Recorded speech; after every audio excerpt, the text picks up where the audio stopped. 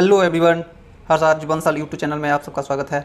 आज हम लुसेंट का बायोलॉजी सब्जेक्ट का क्वेश्चन नंबर 125 से करेंगे और पीछे का क्वेश्चन आपको इसी चैनल पे मिल जाएगा, आप ज़रूर जाके देखें। इस चैनल पर आप फर्स्ट बार हैं तो इस चैनल को लाइक, सब्सक्राइब और शेयर जरूर करें। क्वेश्चन नंबर है 125। नील हरित जीवाणु के कोशिका द्रव्य में किस प्रकार का विस्तार पाया जाता है? ऑप्शन है ए डीएनए वृत्त का, बी है झिल्ली में विस्तार का, सी है उसका भित्ति रहित रिक्त स्थान का और डी है केवल कशाभिका का। तो इसका आंसर हो जाएगा झिल्ली में विस्तार का जो है सो विस्तार पाया जाता है, ऑप्शन नंबर बी। नेक्स्ट है क्वेश्चन नंबर 126। कुछ प्रोकैरियोटिक जैसे नील हरित जीवाणुओं के कोशिका द्रव्य में पाए जाने वाले झिल्ली में विस्तार को क्या कहा जाता है? उसका ऑप्शन है ए मीसोजम, बी वर्णिक लवक, सी लाइसोसोम, डी है नाभिकीय पटल। तो इसका आंसर हो जाएगा वर्णकी लवक जो है वर्णकी लवक को बोला जाता है। क्या बोला जाता है? तो नील हरित जीवाणुओं के कोशिका द्रव्य में पाए जाने वाले झिल्ली में विस्तार। नेक्स्ट क्वेश्चन है क्वेश्चन नंबर 127। वर्णकी लवक क्रोमेटोफोर में क्या पाए जाते हैं? ऑप्शन है केवल डीएनए, केवल आरएनए, सी है वर्णक और डी है केवल एंजाइम। तो इसका आंसर हो जाएगा वर्णक पाए जाते हैं, ऑप्शन सी। नेक्स्ट 128 है। निम्नलिखित में से कौन सा कथन वर्णकी लवक के बारे में सही है?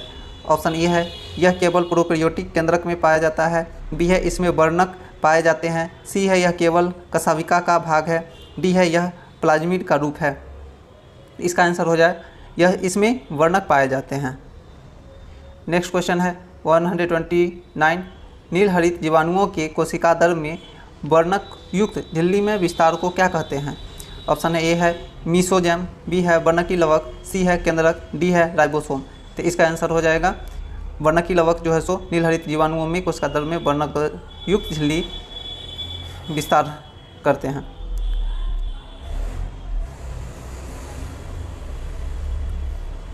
नेक्स्ट क्वेश्चन है क्वेश्चन नंबर 130। वर्णकी लवक मुख्यतः किससे संबंधित है?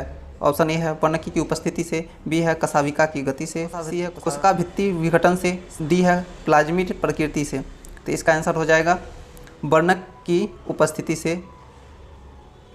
नेक्स्ट है 131। जीवाणु कोशिकाएं किस प्रकार की हो सकती है? ए है केवल चलायमान, बी केवल अचलायमान, सी है चलायमान अथवा अचलायमान, डी है केवल बहुकेंद्रीय। तो इसका आंसर हो जाएगा चलायमान और अथवा अचलायमान दोनों हो सकते हैं। नेक्स्ट क्वेश्चन है 132 नंबर। जीवाणु कोशिकाओं के संबंध में सही कथन कौन सा है? ऑप्शन ए है वे सभी चलायमान होता है, बी है वे सभी अचलायमान होता है, सी है वे चलायमान अथवा अचलायमान दोनों हो सकते हैं, डी है इसमें उनमें कोई बाह्यतम संरचना नहीं होती। तो इसका आंसर हो जाएगा ए वे चलायमान अथवा अचलायमान दोनों हो सकते हैं। नेक्स्ट क्वेश्चन है क्वेश्चन नंबर 133 नंबर। यदि जीवाणु चलायमान हो तो इसमें उनमें कौन सी पतली संरचना पाई जाती है? तो इसका ऑप्शन है वर्णकी लवक, बी है कशाभिका, सी है संपुटिका, डी है प्लाज्मिड। तो इसका आंसर हो जाएगा कशाभिका। नेक्स्ट 134 नंबर है। जीवाणुओं को गतिशीलता प्रदान करने वाली पतली संरचना को क्या कहते हैं? ऑप्शन है कशाभिका, बी कोशिका भित्ति, सी अवपंक परत, डी है मीसोजम। तो इसका आंसर हो जाएगा कशाभिका जो है सो जीवाणुओं को गतिशीलता प्रदान करने वाली पतली संरचना है। नेक्स्ट है 135 नंबर। चलायमान जीवाणुओं में कोशिका भित्ति जैसी पतली संरचना कौन सी होती है? ऑप्शन है ए प्लाज्मिड, बी है कशाभिका, सी है ग्लाइकोकैलिक्स, डी है वर्णकी लवक। तो इसका आंसर हो जाएगा कशाभिका। पतली संरचना के बारे में पूछा गया है। क्वेश्चन नंबर है 136। निम्नलिखित में से कौन सा युग्म सही सुमेलित है? ए है मीसो सही सुमेलित पूछा गया है, जो मिसोजोम जो है सजीवदार झिल्ली का फैलाव करता है। बी है प्लाज्मिड जो है कसाविका है। सी है वर्णकी लवक कोशाभिका है। और डी है कसाविका डीएनए वृत्त। तो इसका आंसर हो जाएगा मिसोजोम जो है जो जीवदार झिल्ली का फैलाव करता है, ऑप्शन ए हो जाएगा। क्वेश्चन नंबर 137, जीवदार झिल्ली अर्धपरागम्य होती है, इस कथन का संबंध किससे है? ऑप्शन ए है केवल वर्णकी लवक से, बी है कोशिका के चयनात्मक वर्णक पर संपर्क से, सी है केवल कसाभिका की गति से, डी है केवल संपुटिका की कठोरता से। तो इसका हो जाएगा कोशिका के चयनात्मक संपर्क से जो है सो जीवदार झिल्ली अर्धपरागम्य होती है। नेक्स्ट क्वेश्चन है 138 नंबर,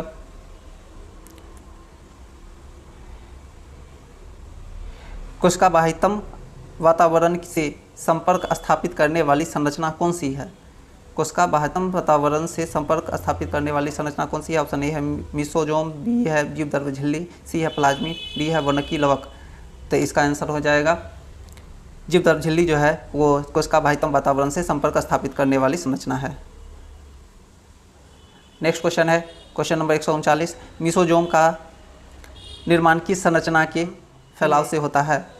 वेजिनेशन यानी जिसको कहते हैं फैलाव से होता है, किस संरचना के फैलाव से होता है?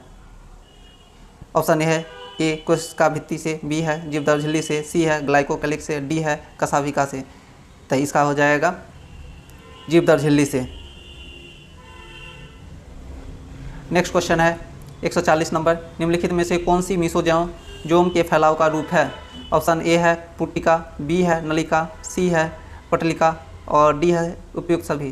तो इसका आंसर हो जाएगा उपयुक्त सभी जो है सो इसके फैलाव का रूप है। किसके? तो मिसोजोम के फैलाव का रूप कौन कौन सा है? तो पुटिका है, नलिका है, पटलिका है। क्वेश्चन नंबर 141 नंबर, कोशिका भित्ति निर्माण में सहायक संरचना कौन सी है? ऑप्शन ए है वर्णिक लवक, बी है कसाभिका, सी है मिसोजोम और डी है पुटिका संपुटिका।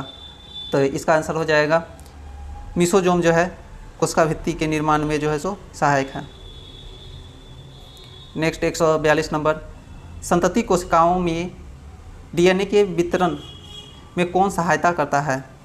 ऑप्शन ए है कसाभिका, बी है मिसोजोम, सी है अवपंक परत, डी है कोशिका भित्ति। तो इसका आंसर हो जाएगा मिसोजोम। संतति कोशिका में भी डीएनए के वितरण में सहायक है। 143 नंबर है, निम्नलिखित में से कौन सी प्रक्रिया मिसोजोम से संबंधित है? ऑप्शन ए है स्राविक प्रक्रिया, बी है डीएनए प्रतिकृति, सी है शोषण, डी है उपयुक्त सभी।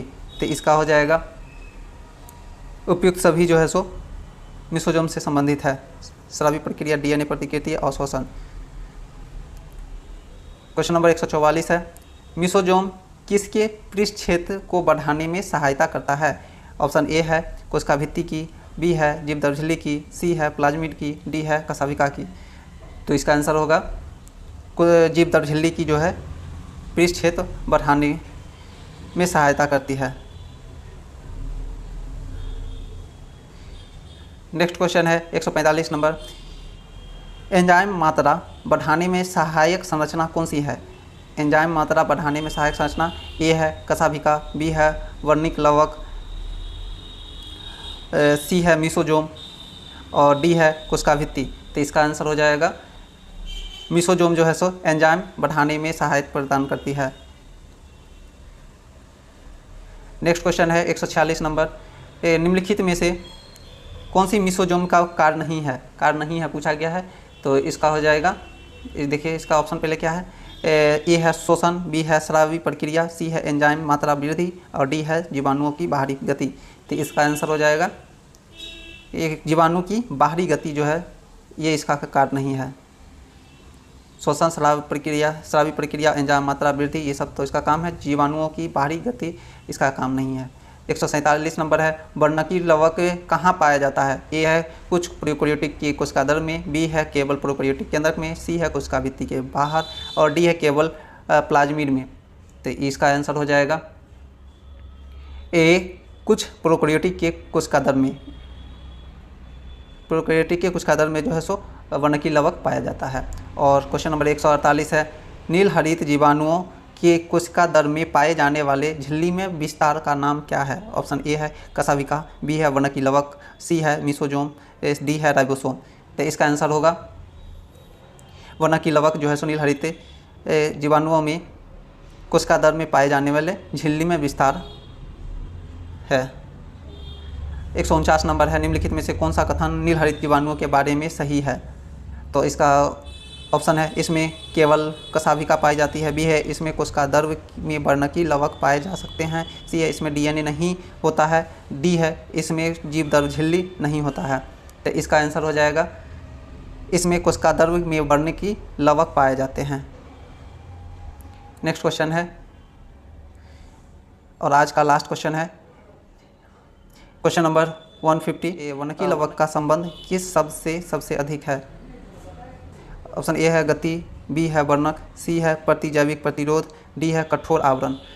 तो इसका आंसर होगा वर्णक जो है